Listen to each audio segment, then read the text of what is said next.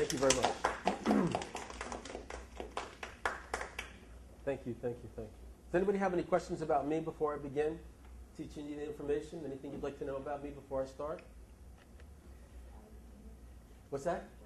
I'm originally from New York, Brooklyn, New York. Yes? Okay. Okay.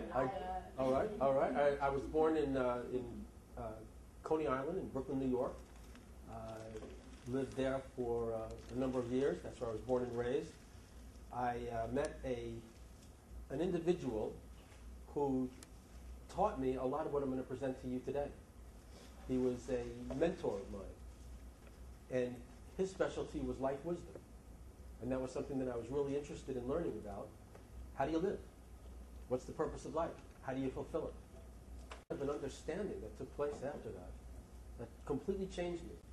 I felt like I was a totally new person. I used to be so confused and unhappy with myself and unhappy with my life, and now all of a sudden I understood that the purpose of life, or at least one purpose of life, is to dream about what you really want to do. Not just what you want to do for yourself, but what you want to do for the planet. And then the other part of that purpose of life is to make your dreams come true. You ever see an animal having a dream? You ever see a dog having a dream? Yeah, if you watch a dog when they're sleeping, sometimes they're like they're running from something or they're having a dream. So it appears that animals dream just like human beings, but we human beings have the ability to make our dreams come true. And I was so excited when I discovered that I decided to make that my life purpose. I knew deep down inside that that's what my life was all about. Dreaming, making my dreams come true, and teaching that to you, teaching it to other people. So after I had that understanding, I moved from New York to Phoenix, Arizona. Anybody ever been to Arizona? All right. So I moved to Phoenix, Arizona, and I opened a bookstore there that was dedicated to nothing but wisdom. All the books there were all about wisdom, life wisdom. How do you live? What's the purpose of life? How do you fulfill that purpose? I started doing classes in the back room, and people started coming to those classes, and that's how it happened. When I graduated from Long Island University in Brooklyn, New York, with a degree in English education, and I took some postgraduate work did some postgraduate training in Arizona, at Arizona State University. But I got to the point where I realized that what I needed to focus on in my studies was not what was happening in school. And I had to make a decision to either, do I want to go for the degree and the security that gives me, or do I want to pursue my education the way I really think it has to go? Do I want to learn as much as I can about what I really want to know about? And I realized that to be real, to be who I was, I needed to go after the education, not after the degree. Because I felt deep down in my soul that that was the right thing for me, that I needed to learn. It wasn't that I stopped going to college, stopped pursuing a master's degree because I didn't feel like learning or didn't feel like school. It was because I wanted to learn so much. And I didn't want to be distracted from what I really wanted to learn. So all my life I've been an avid reader, and I read every single day, really serious, deep literature. It could be Shakespeare, it could be, right now I'm studying Plato again, so really deep stuff. But I always felt that I had to feed my soul in everything I did. And that's really what this presentation is going to be about, because to find your dream, you've got to go deep down inside. See, you want to be a leader. To be a leader begins with leading your own life. Well, where do you want to lead your life? What really is the right thing for you? You know, do you just want to make a lot of money so you can impress people and people will think you're this wonderful person because you wear nice clothes? Or do you have some other dream, something more important, something you want to give to the world? Every single person has a special gift. Do you know what your gifts are yet? Do you know what you're naturally good at? What you're naturally interested in learning about and doing better? What inspires you? For me, it's speaking and writing. But even more important than speaking and writing, the most important thing to me, that I do, is understanding. When I get an insight into how life works, what it's really all about.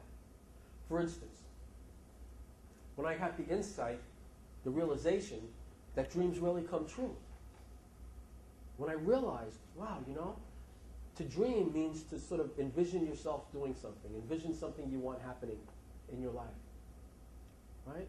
Now, sometimes when you have this dream, something you'd love to accomplish, the first thing that happens is, I can't do it. I'll fail. I'm not smart enough. I don't have enough money. Didn't go to school long enough. Don't have the right friends.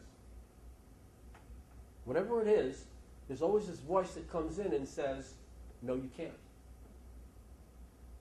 And what I found is two things. Number one, I found how to let that voice go. And I discovered that as I let that voice go, my dreams actually do come true.